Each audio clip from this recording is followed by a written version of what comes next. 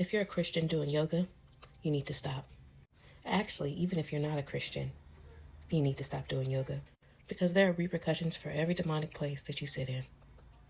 Now, before you get mad, let me share my testimony. Back in 2020, I took a yoga class for a PE requirement that I needed for college. And I had actually taken yoga before, like at the gym and things like that, but I thought it'd be awesome to take one as a course or as a PE requirement because I thought in my mind, I'm thinking, I'm a dancer, it'd be great for flexibility. And then just overall, like every experience I've ever had with yoga was just super relaxing, super nice, super chill. I just loved it so much. And so I took the class and I absolutely loved it. It was amazing to me. I remember before I took it, or when I first started the class, and I remember before I first started the class, I mentioned it to my best friend, and she was like, Brittany, you should not take yoga. Christians should not take yoga. It's deeper than just stretching. And so I knew, because I already had like a little feeling deep down, probably not a good idea. But because I knew what she was talking about with the meditation and all the stuff, I was like, well, for me, I just meditate on the word. Like, I'm a Christian girl. I meditate on the word. I'm not going to be, saying all that stuff and doing those mantras and things. I just meditate on the word.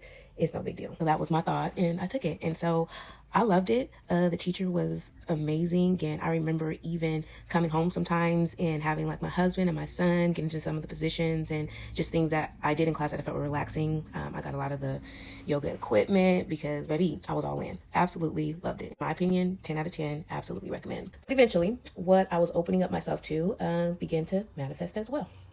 Because if you know anything about yoga, yoga is not just a physical practice. It's not just stretching. It's not just relaxation and, getting yourself centered and grounded and all these things. It is actually a religious practice. And guess what, Christian girl? We cannot serve two gods.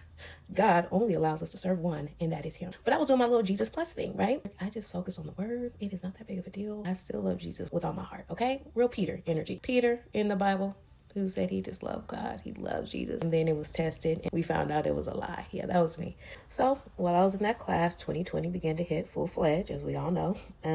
My class ended up going into online, which is fine. I continued on because obviously I'm in this class. I need to finish it. It began to hit, okay? I began to deal with infirmities, anxiety that was beyond words. I could not figure out what in the world was happening to me. Fear and anxiety were my bread and butter, my everyday. Nothing that I did could help me come out of it. And at the time, right, I'm praying, reading my word, exercising. As y'all know me in 2020, I was doing the jump rope challenge. I was just doing all the things, but I could not escape this torment. I couldn't figure out what was happening to me. And it wasn't enough yoga poses. It wasn't enough breath effect that could help me come out of it. It got so bad that I ended up, 34 at the time, I ended up getting shingles. Shingles at 34 is crazy. Crazy, right? That's what it was.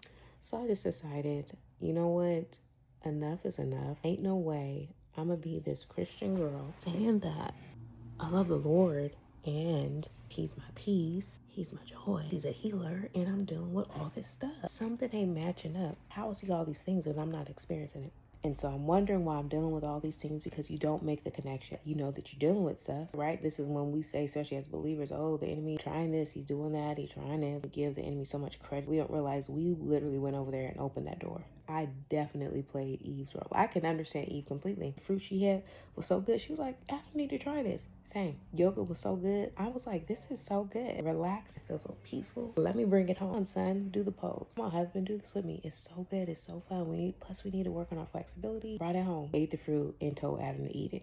And my child. And then we wonder why fires be in the house. We do these things because we be in denial, especially as Christians, in denial about ourselves.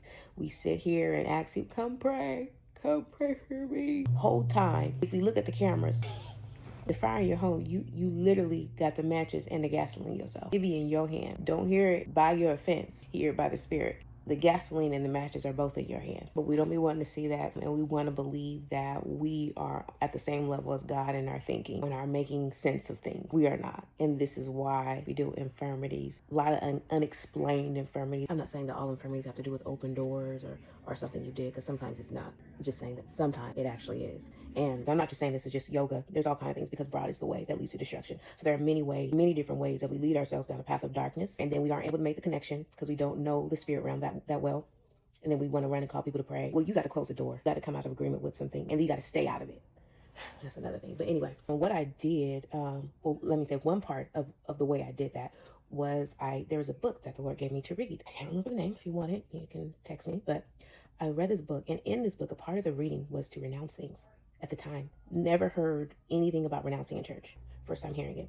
When I read it, I was like, it was like, renounce these things and pray these prayers. I'm like, what are they trying to pray over me? I'm not about to be just praying anything over me, which sounds really crazy, because you're cautious about this Christian book telling you to renounce some spirits and things off of you and your bloodline, but you have no caution when you walk into this yoga studio and you're making poses to a demon. No caution there. But then when it comes to the things of God, now you got all the walls up. And this is what we do. I say that because this is what we do. We do this all the time. I don't know about her because his spirit. I don't know about that minister. I don't know about that pastor because I don't go to church. And I don't do that because they are different. But you sitting at the movies watching Wicked. Make it make sense.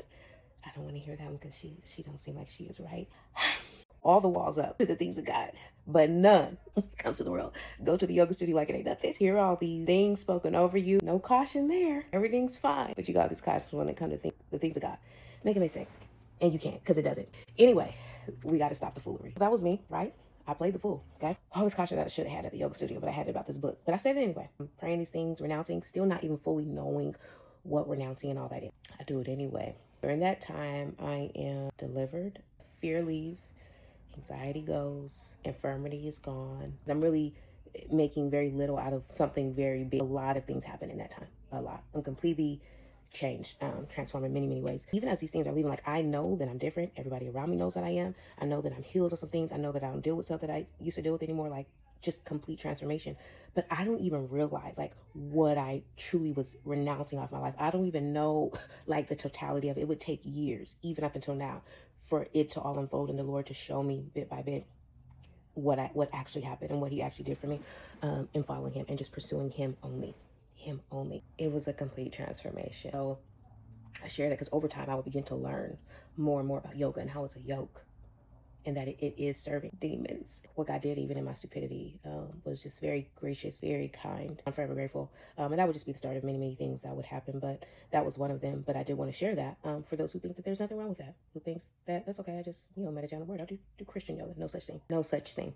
There's only one God, Elohim, the mighty creator, and he wants to be served only. We have to make sure that we're not trying to put our own understanding, our own wisdom, our own thought around it, when the Bible clearly says that thoughts are not his, nor are our ways like his. So we have to keep that in mind when we think that something just makes sense to us. It just makes sense. And I love the way it makes me feel.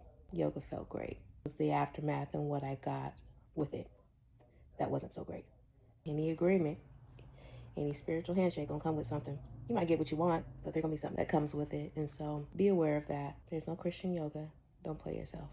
So that was all. I just wanted to make sure I said that, because I've never gave my testimony, or that's just my testimony in part. But yeah, stay away from it.